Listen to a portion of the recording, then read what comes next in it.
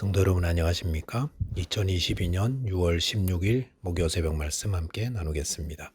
함께 나누실 하나님 말씀은 에스더 4장 1절에서 17절까지입니다. 본문에서는 민족을 살리기 위한 유다인과 에스더의 모습이 기록되어 있습니다. 본문을 통해 위기 앞에서 성도는 자포자기하지 말 것과 기도로 위기를 이겨나가야 함에 대한 말씀 묵상하겠습니다. 첫째로 묵상할 내용은 하나님이 끝내시기 전에 먼저 끝내지 말라는 것입니다. 본문 1절에 보시면 모르드게가 이 모든 일을 알고 자기의 옷을 찢고 굵은 배의 옷을 입고 재를 뒤집어 쓰고 성중에 나가서 대성통곡하며 라고 하였습니다. 왕의 조서 내용을 확인한 유다인들은 큰 충격을 받았습니다. 아니 충격을 넘어 공포와 절망과 혼돈 그 자체였습니다. 유다인들은 한날에 몰살당하게 될 것입니다. 유다인들을 싫어하는 자들뿐 아니라 나라의 군대가 조직적으로 유다인들을 죽이게 될 것입니다. 어른, 아이, 여자, 노인 할 것 없이 모두 죽일 것입니다. 그것은 꾸며낸 이야기도 아니고 이미 전 제국 안에 반포된 왕의 주세였습니다. 어떻게 이런 일이 있을 수 있습니까? 이것은 되돌릴 수 없는 엄연한 현실이 되었습니다. 이 엄청난 일 앞에서 모르드게가 할 수 있는 것은 아무것도 없었습니다. 그는 큰 슬픔으로 옷을 찢고 베옷을 입고 죄를 뒤집어 쓰고 대성통곡할 수밖에 없었습니다. 모르드게뿐 아니라 온 유대인들이 애통하고 금식하며 굵은 베옷을 입고 죄 누운 자들이 부지기수였다고 하였습니다. 포로로 끌려왔던 유다인들이 그동안 많은 어려움을 겪었겠지만 이만한 어려움과 위기가 또 있었겠습니까? 그런데 사람들마다 인생을 살면서 이런 큰 위기와 어려움에 직면할 때가 있다고 생각합니다. 피할래야 피할 수 없고 부정해봐도 소용없는 거대한 벽 앞에 설 때가 있습니다. 그럴 때 성도는 어떻게 해야 하겠습니까?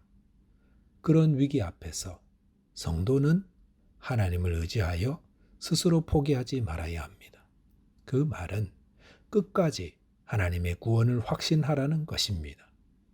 너무나 엄청난 상황이라 받아들이기 어려울 때라도 하나님의 능력과 기적을 의지하라는 것입니다.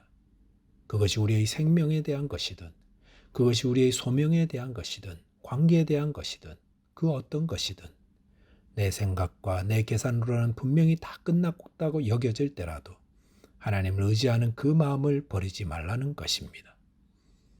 아람 군대가 사마리아를 포위하여 성 안에 묵을 것이 다 떨어졌을 때 엘리사 선지자가 내일 이맘때 모든 것이 원상복귀될 것이라는 하나님의 말씀을 전해 주었습니다.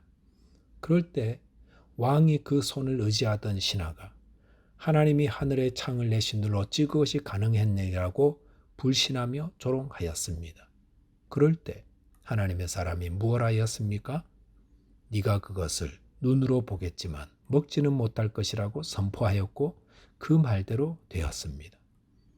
우리가 기억해야 할 것은 내가 보기에 다 끝났다고 여겨지는 상황이 하나님 보시기에는 아직 끝난 것이 아니다라는 것입니다. 하나님은 알파와 오메가요 처음과 마지막이십니다. 하나님이 끝났다 해야 끝나는 거지 우리가 보기에 다 끝났다고 단정지어서는 안 됩니다. 밤새 그물을 던졌으나 물고기 한 마리 잡지 못했던 베드로는 오늘은 고기가 안 잡히는 날인가 보다라고 포기했었습니다. 그런데 예수님의 말씀을 의지하여 그물을 던졌고 그물 가득 물고기를 잡게 되었습니다. 이것이 바로 성도가 실패와 절망 가운데서 취해야 할 태도입니다. 아무리 절망스러워도 스스로 포기하지 마시기 바랍니다. 하나님은 살아계십니다. 그리고 하나님이 끝내실 때까지 끝까지 하나님의 능력을 의지하는 자 되시기 바라겠습니다. 둘째로는 전심으로 기도해야 한다는 것입니다. 위기 앞에서 성도가 해야 할 가장 중요한 것은 기도입니다.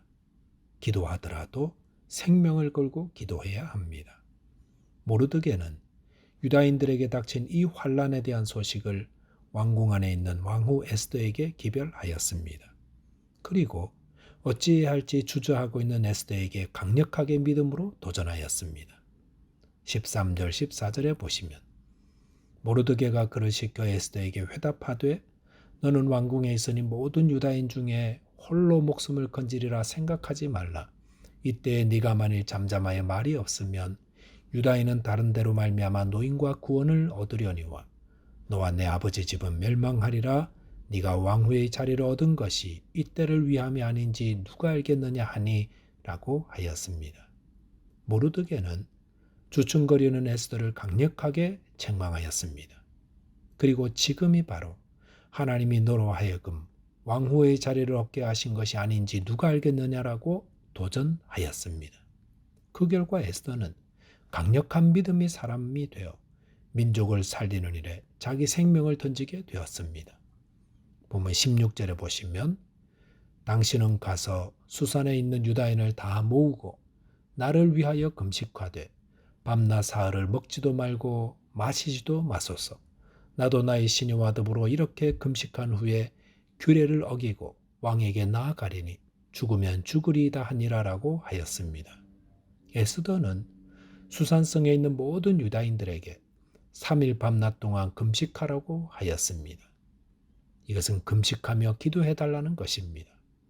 그리고 에스더 자신도 시녀들과 더불어 3일을 금식하겠다고 하였습니다. 그런 후에 왕 앞에 규례를 어기고 나아가되 죽으면 죽으리다라고 하였습니다.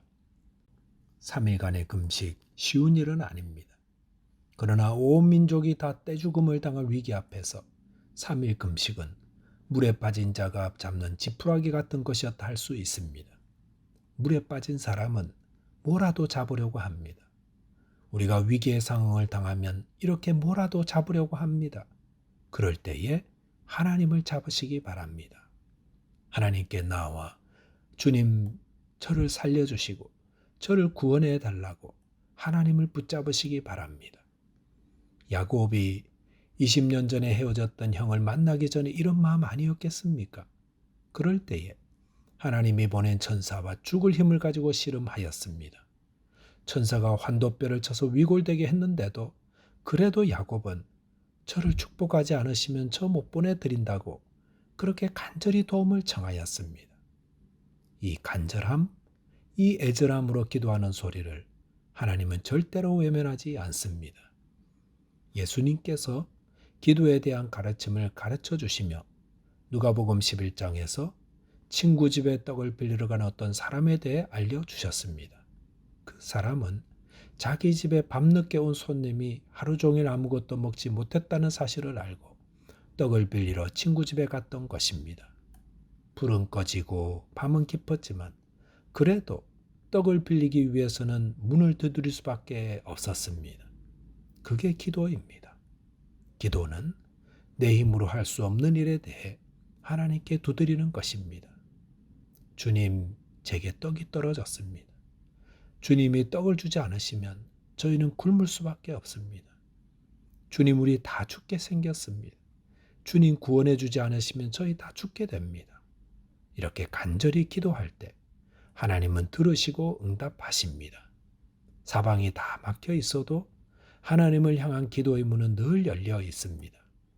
저와 여러분은 하나님은 우리의 기도를 들으심을 기억하고 어떤 위기 앞에서도 간절히 기도하는 자 되시기 바라겠습니다. 말씀을 정리하겠습니다. 거대한 문제 앞에서 성도는 스스로 포기하기보다 하나님을 신뢰해야 합니다. 그리고 그 문제를 두고 하나님께 간절히 기도함으로 하나님의 구원의 응답을 받게 되시기 바라겠습니다. 기도하겠습니다. 하나님 아버지, 다 죽게 된 상황에서 스스로 다 끝났다고 판단하지 말고 하나님을 신뢰하는 믿음을 주옵소서. 또한 생명 걸고 기도함으로 하나님의 응답을 받는 은혜를 누리게 하여 주옵소서. 예수 그리스도 이름으로 기도하옵나이다. 아멘. 오늘도 믿음으로 승리하는 하루 되시기 바라겠습니다. 감사합니다.